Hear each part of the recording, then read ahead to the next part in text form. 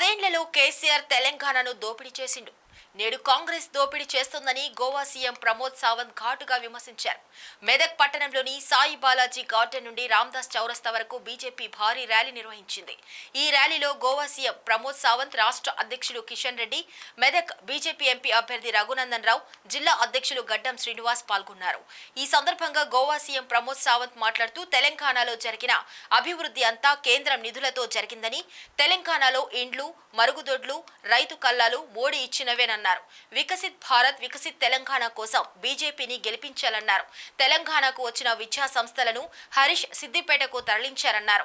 హామీలు నెరవేర్చని కాంగ్రెస్ ను ఇంటికి పంపాలన్నారు. ఒకే దేశం ఒకే ఎన్నిక బీజేపీ నినాదమన్నారు.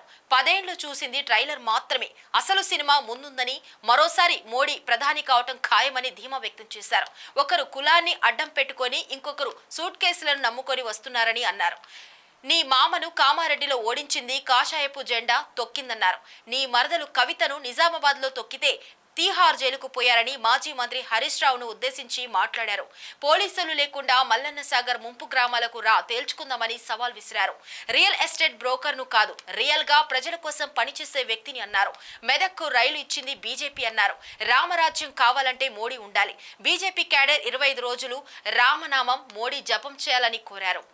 बीजेपी कर सकते हैं, सिर्फ मोदी जी कर सकते हैं। इसीलिए मोदी जी ने जो गारंटी दी है, 1 नेशन 1 इलेक्शन, 1 नेशन 1 रेशन, वही साकार करने के लिए चाहे वो सीए हो, चाहे वो यूनिफॉर्म सिविल कोड हो, इसको इम्प्लीमेंट करने के लिए सिर्फ और सिर्फ मोदी जी चाहिए। अपने राम लल्ला के इतने सालों से जो टेंट मंदिर में थे, उसको मंदिर किसने बना के दे दिया? मोदी जी ने बना के दे दिया। 370 धारा हटा के जम्मू और कश्मीर इस देश का अविभाज्य घटक किसने कर दिया? मोदी जी ने कर दिया। तो फिर इस बार फिर एक बार मोदी सरकार लाने के लिए तेलंगाना से मैक्सिमम से भारतीय जनता पार्टी और एनडीए अलायंस देने के लिए हम सबको मोदी जी का साथ देना है। आज की रैली देखा तो मुझे लगता है कि इससे बड़ी रैली कब होगी? विजय उत्सव में होगी क्या नहीं होगी? 4 तारीख के रैली में आप फिर से मुझे बुलाओगे क्या नहीं बुलाओगे? बुलाओगे क्या नहीं बुलाओगे? तो बुलाओगे तो मेरे साथ में आपको डबल काम करना पड़ेगा। आगे आने वाले 15 दिन में आप लोगों के घर घर जाके बताना पड़ेगा मोदी जी ने आपको नमस्कार कहा है, मोदी जी ने आपको नमस्कार कहा है। और फिर एक बार मोदी सरकार लाने के लिए आपको कमल का बटन दबाना है, ये घर घर जाके बताना चाहिए। बताओगे क्या नहीं? सभी लोग बताओगे क्या नहीं? बताएंगे। फिर एक बार हम जैसे बोलते कि मोदी, इस गरीब शक्ति के ऊपर भी कह रहा हूँ कि गरीब कल्याण करने का काम आज मोदी जी कर रहे हैं। 1 नेशन 1 रेशन के अंतर्गत 5 किलो का अनाज मुफ्त देने का काम कौन कर रहा है? मोदी जी कर रहे हैं। वही आगे बढ़ाने के लिए माननीय मोदी जी ने मोदी की गारंटी बताई है। 2 टेन्योर में 10 साल में सिर्फ आप लोगों ने ट्रेलर देखा है, पिक्चर अभी बाकी है। अभी हमें पिक्चर देख लिया है या नहीं देखनी है? देखना है तो मोदी जी की guarantee, 1 nation 1 election, CA citizen amendment act, इसको पारित करना है।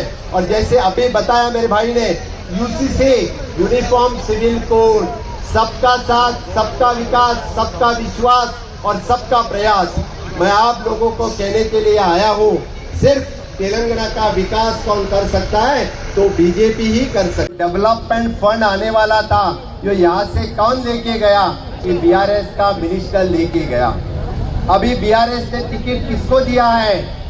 यहाँ से जो पैसे कलेक्ट कर रहा था उस कलेक्टर को दिया है। दिया है क्या नहीं दिया है? तो उसको घर भेजना है कि नहीं भेजना है? वो कलेक्ट ज्यादा करता था, उसको पहले एमएलसी बना दिया। अभी उसको ज्यादा कलेक्शन करना चाहिए, इसलिए उसको एमपी करना चाहते हैं। लेकिन उसको कहाँ भेजना है? घर भेजना है। और रघुनंदन जी को दिल्ली भेजना है। यहाँ की अभी जो कांग्रेस पार्टी है, यहाँ के जो रेवन्नाथ रेड्डी जी करप्ट सीएम है, इससे टिकट जो करप्ट और लैंड स्कैम में है, इनको दिया है।